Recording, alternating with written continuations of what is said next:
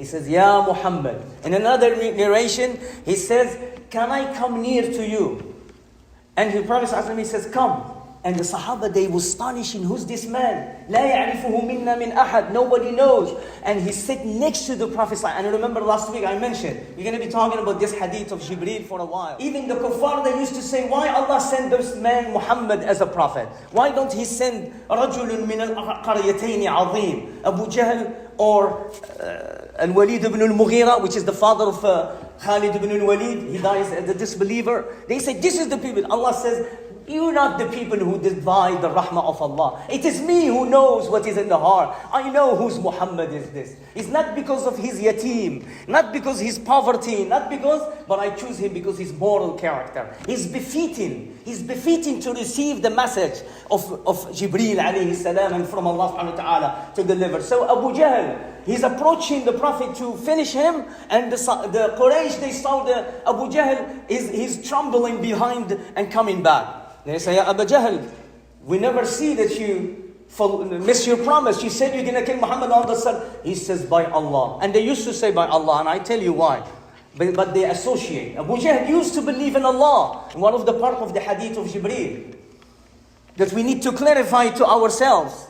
So Abu Jahl, he says, by Allah, if I came one step, I would have been snapped. So they asked, Ya Rasulullah, we saw that Abu Jahl was about to harm you.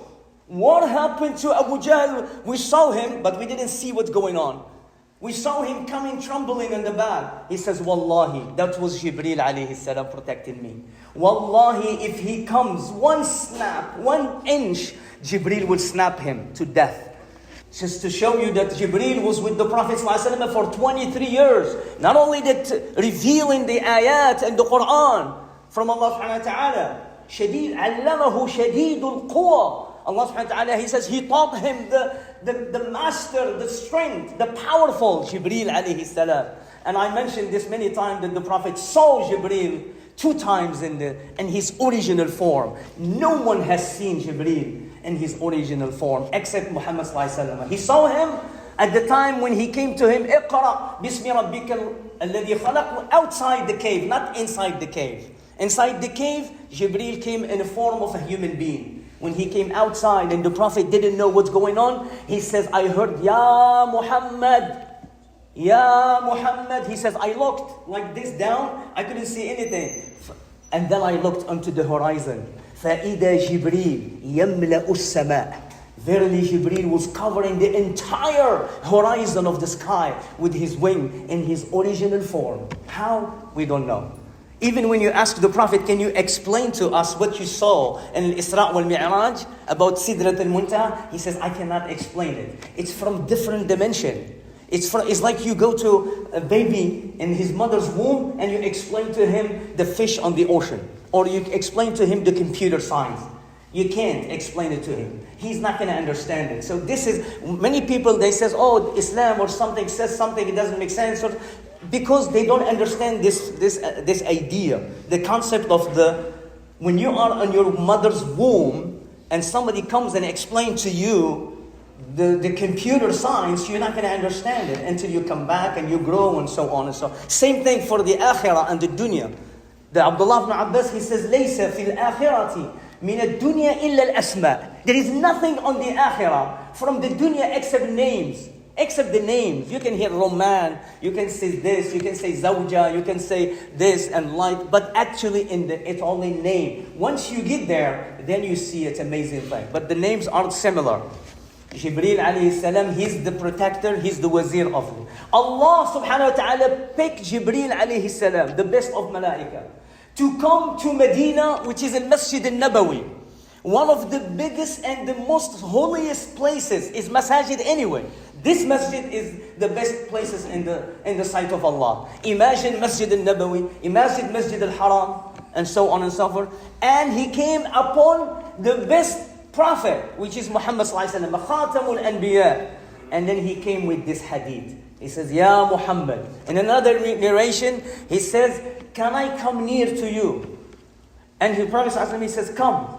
And the Sahaba, they were astonishing, who's this man? لا يعرفه منا من أحد. Nobody knows. And he sat next to the Prophet. And I remember last week I mentioned, we're going to be talking about this hadith of Jibreel for a while. And he dropped his knee near to the knee of the Prophet Muhammad ﷺ. And this is the adab and the culture of the people of before, if they really want to know an information and knowledge. They would drop themselves next to you. They would say, أخبرني, tell me the truth.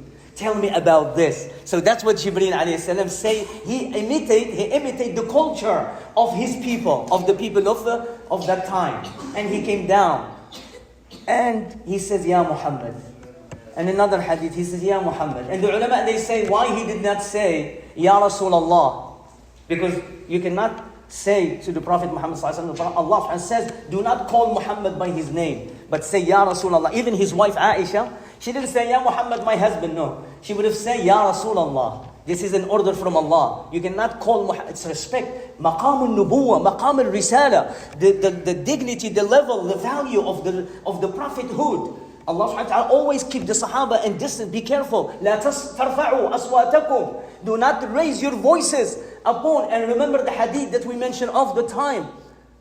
That one Sahabi, he says, كان الخيران أن يهلك أبو بكر وعمر. He says, كان الخيران. He says, almost Abu Bakr and Umar. وما أدراك ما أبو بكر وعمر. And who would have reached the level and the faith and iman of Abu Bakr and Umar? And he says he was about to be destroyed by Allah. Why? Because one time the people came from Yemen, the Qaba'il, and the Prophet ﷺ will teach them about Islam and about the religion. And then what happened? He will make one Amir on them. He will say, this is your Amir in your journey, or when you go back to your locality, the Prophet will choose an Amir.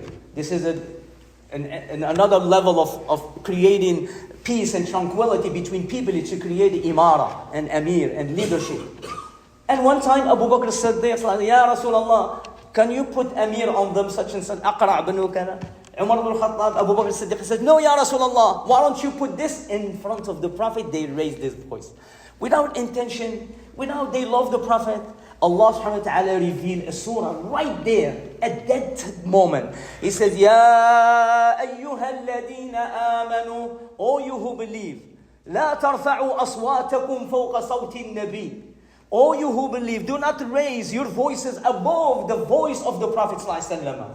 أن تحبط أعمالكم ولا يجهر بعضكم لبعض بالقول. Do not raise your voices in front of the Prophet. ولا يجهر بعضكم لبعض. أن تحبط أعمالكم وأنتم لا تشعرون. Verily your action will nullify. We will nullify your deeds if you ever do this. The Sahaba, they say, after this, when Umar ibn Khattab, he heard this ayah, do not raise your voices above the voice of the Prophet sallallahu alaihi wasallam. وَلَا تَجْهَرُوا لَهُ بِالْقَوْلِ. And do not keep raising your voice. Speak with discipline. Allah reveal an ayah immediately at that scene. And subhanallah, the ulama, they say, فَكَانَ عُمَرُ بْنُ الْخَطَّابِ لَا يُكَلِّمُ النَّبِي صلى الله عليه وسلم إِلَّا وَأَخُ السِّرَارِ. He says he was not speaking to the Prophet except with whispering from that day. He said, Ya Rasulullah. And the Prophet ﷺ said, raise your voice, Ya Umar. Raise your voice.